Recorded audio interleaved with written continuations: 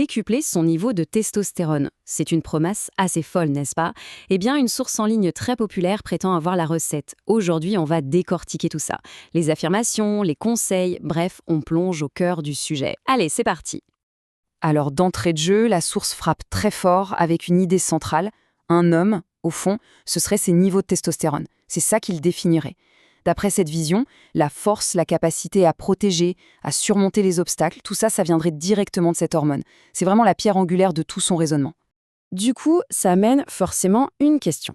Si la testostérone est si cruciale, qu'est-ce qui a bien pu se passer pour qu'on en parle autant aujourd'hui? Qu'est-ce qui ne va pas dans notre monde moderne? C'est exactement ce que la source va tenter de nous expliquer. Bon, la première partie de l'analyse, c'est le diagnostic. Et attention, il est plutôt alarmant. La source avance qu'on assisterait à un vrai déclin de la masculinité, et pour nous le faire comprendre, elle va utiliser des comparaisons, disons, assez percutantes. Et voilà l'argument choc, celui qui est censé tout résumer. Un homme de 60 ans en 1987 aurait eu plus de testostérone qu'un jeune de 20 ans aujourd'hui. Pensez-y une seconde. C'est une image incroyablement forte pour illustrer ce que la source décrit comme un véritable effondrement générationnel. Maintenant, pour que ce soit plus concret, on va parler chiffres. La source pose un point de référence historique. Autrefois, le niveau moyen de testostérone, c'était quoi? Eh bien, ça tournait autour de 1000 nanogrammes par décilitre. Et aujourd'hui, on en est où? Le chiffre avancé est bien plus bas, moins de 600. L'écart est énorme. C'est cet écart qui est utilisé pour vraiment marteler l'idée que les hommes d'aujourd'hui auraient perdu quelque chose d'essentiel, ce que la source appelle leur vitalité. Ok, le constat est posé, il est assez sombre, mais après le diagnostic viennent les solutions. Et la source commence par du concret. 3 habitudes physiques, présentées comme des gestes simples, directs, à la portée de tous.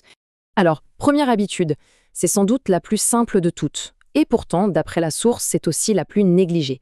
Il s'agit simplement d'utiliser une ressource naturelle, gratuite, qu'on a tendance à complètement oublier, le soleil. Mais pourquoi le soleil au juste? Eh bien, la logique est la suivante. La vitamine D, qu'on fabrique grâce au soleil, serait un précurseur de la testostérone. Sauf qu'il y a un hic. Le problème, c'est que, selon les chiffres avancés, 74% des Américains seraient en carence.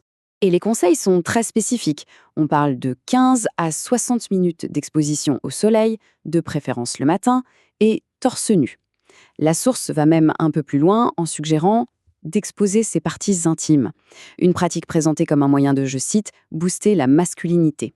Deuxième habitude physique. Là, on est sur un grand classique du bien-être, mais la source insiste vraiment sur son importance capitale. Il s'agit, bien sûr, de l'hydratation. Une hydratation rigoureuse. Alors, pourquoi est-ce si important de boire de l'eau? Parce que, d'après la source, la déshydratation ferait monter le cortisol, la fameuse hormone du stress.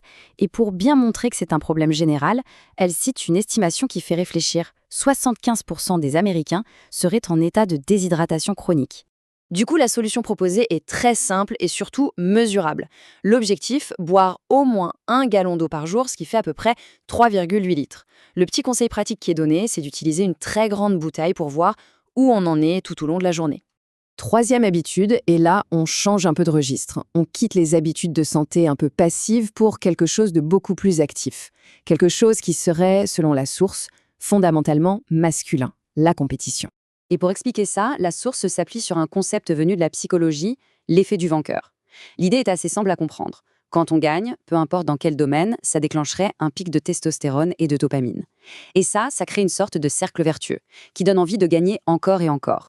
Et comme on le voit ici, cette idée de compétition va bien au-delà du simple sport. C'est vraiment une métaphore pour la vie en général. Conquérir, ça peut vouloir dire surmonter une addiction, réussir dans son business ou exceller dans ses études. C'est une mentalité, un état d'esprit à appliquer partout. Après avoir parlé du corps, on passe à l'esprit.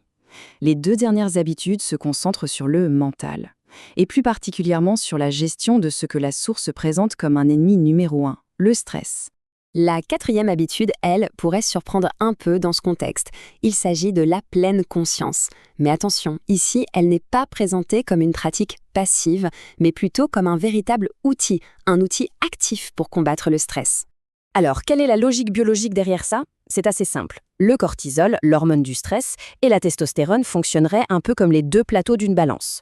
Quand l'un monte, l'autre a tendance à descendre. Donc, gérer son stress, ça devient une stratégie directe pour garder un bon niveau de testostérone. Et pour vraiment insister sur l'ampleur du problème du stress dans nos sociétés, la source avance un chiffre assez vertigineux. Elle suggère que l'écrasante majorité des problèmes de santé qui nous amènent chez le médecin seraient, d'une manière ou d'une autre, liés au stress. On arrive à la 5e et dernière habitude. C'est une pratique dont on entend de plus en plus parler et qui est présentée ici dans sa forme la plus simple, la plus accessible, la douche froide. Pour donner du poids à cette pratique, la source nous fait faire un petit voyage dans le temps. Elle évoque des images fortes, les guerriers de l'Antiquité, les peuples autochtones. L'idée, c'est d'ancrer l'exposition au froid dans une sorte de tradition ancestrale, une tradition de renforcement du corps et donc, par extension, de la testostérone.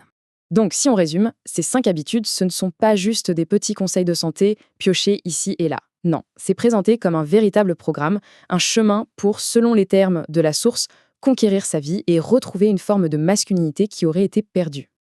Voilà, on a fait le tour des conseils très pratiques de cette source qui promet ni plus ni moins de transformer la vie des hommes. Mais au-delà des histoires d'hormones et de douches froides, toute cette approche soulève une question beaucoup plus vaste, une question qui reste ouverte. Au fond, à quoi ressemble la masculinité qu'on a envie de construire aujourd'hui, au XXIe siècle ?